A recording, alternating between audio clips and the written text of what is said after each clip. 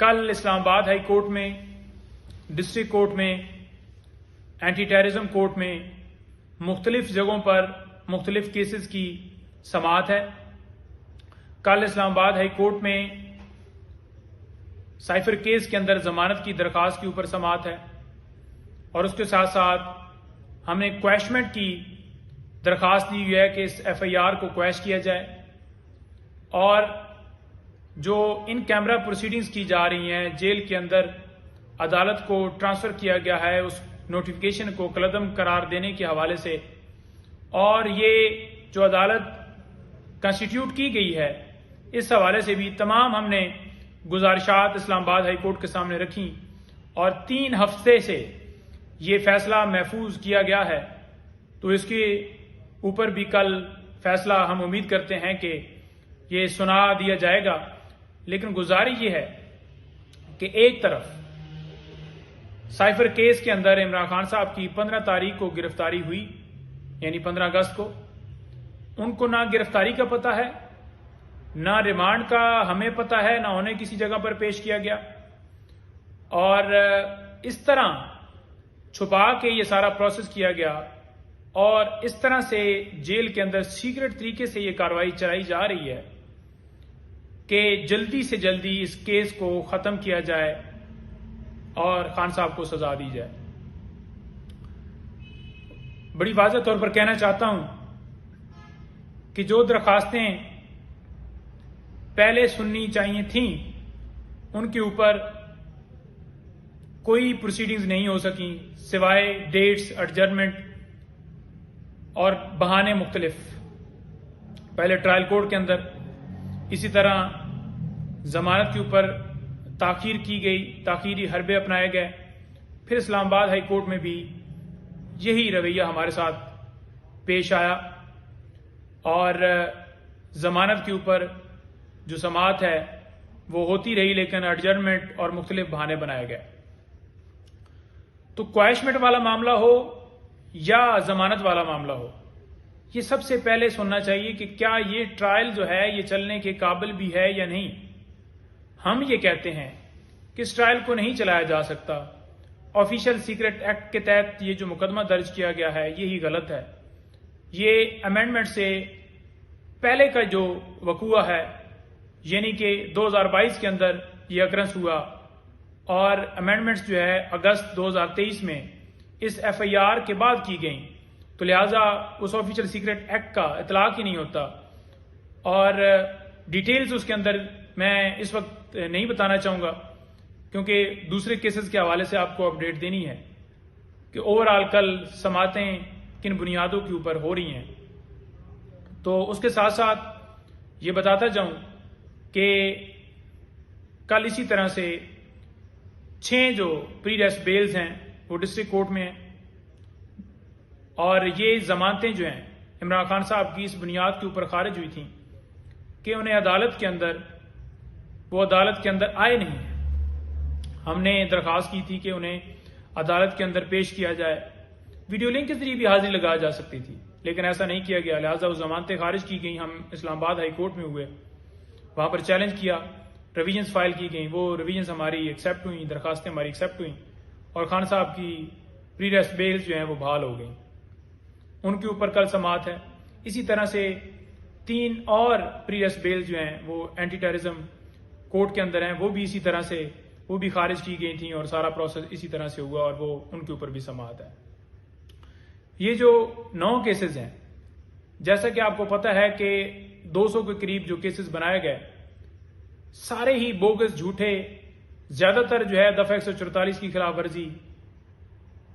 पूरी जिंदगी में इमरान खान साहब के ऊपर एक कंप्लेंट, एक FIR, एक ऐसा जो ये जुर्म, हर रोज कोई ना कोई एक नया प्रोपेगेंडा, हर रोज एक नई FIR, हर रोज एक नया केस बनाया जाता है, वो हमने नहीं देखा।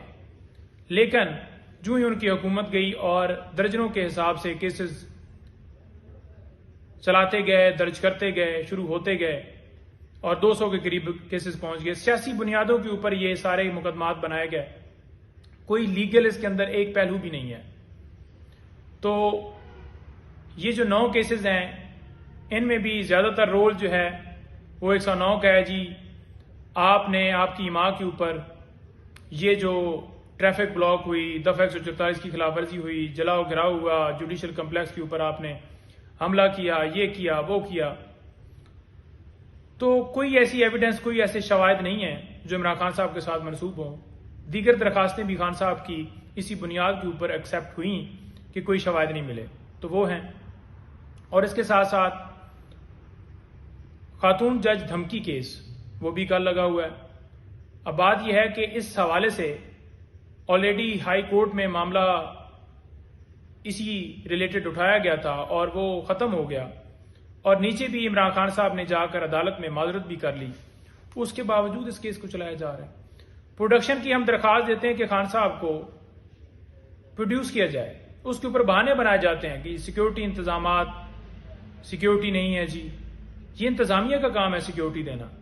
जब खान साहब हकीकतन पेश नहीं हो सकते थे, उनके ऊपर वजीराबाद में हमला था और F8 कचहरी में पोजीशन ये थी कि उस वक्त आए रोज कत्ल होते थे और वहां पर इंतजामात भी ठीक नहीं थे, और खान साहब मेडिकली जो है वो रेस्ट पर थे और वो फिट नहीं थे। उस वक्त वारंट भी निकाले गए और जमान पार्क में 26 घंटे ऑपरेशन भी जारी रखा गया, उन्हें जबरदस्ती पेश करवाया गया। लेकिन आज जब हम कह रहे हैं तो यही सरकार जो है उस वक्त कहती थी कि हम सिक्योरिटी और सारा कुछ हो जाएगा, कोई इशू नहीं है। आज जो है ये कहते हैं जी कि सिक्योरिटी की वजह से हम पेश नहीं करते।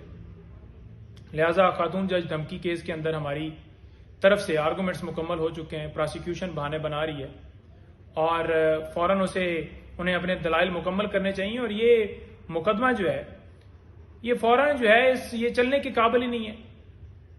इसके साथ साथ कल बीबी साहिबा भी पेश होंगी, उनके ऊपर भी इसी तरह से एक FIR दर्ज की गई है जेली रसीदों के हवाले से। थाना कोसार के अंदर तोशाखाना केस जो आपको पता है कि एक नैब के अंदर चल रहा है, एक इलेक्शन कमीशन के अंदर, और एक इधर।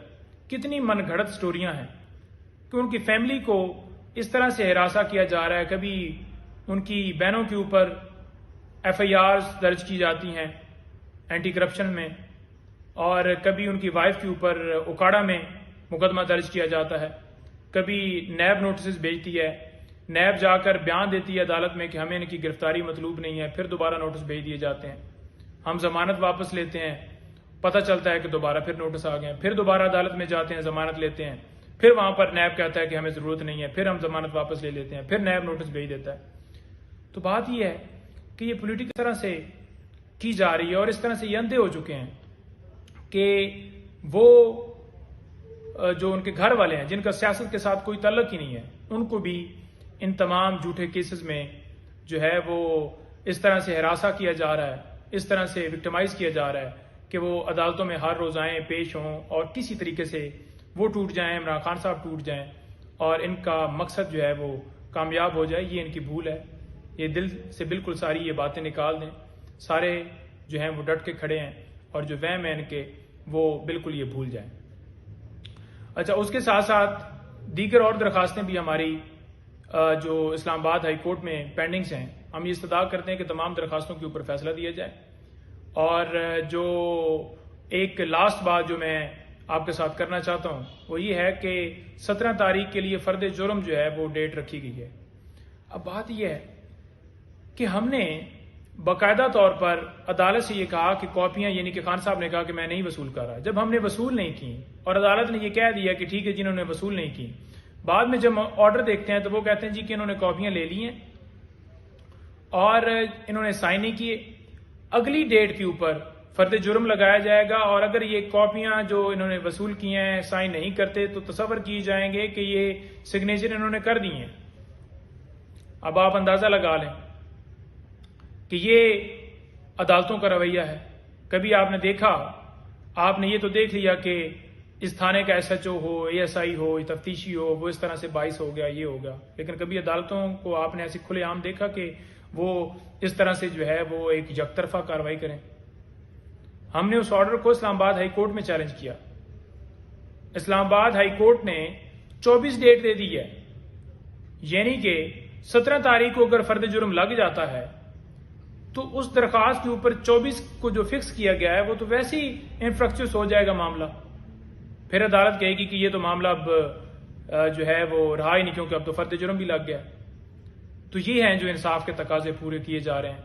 ये जो है इंसाफ जो है वो पाकिस्तान के हर शहरी को हासिल है। साबका वजीर आजम के साथ जो कौमी हीरो हैं, जो मुस्लिम उम्मा के लीडर हैं, उनके साथ, जिनके साथ इस वक्त 17 से 18 करोड़ अवाम जो है उनके दिलों में धड़कते हैं और बोलते हैं, उनके हक में हैं, उनके साथ ये किया जा रहा है। इतनी अवामी ताकत के बावजूद बेगुनाह बंदे को इस तरह से इन्वॉल्व करके और अदालतें इस तरह से आगे से रवैये कर रही हैं, तो आप और मेरे साथ क्या होगा जी। Thank you.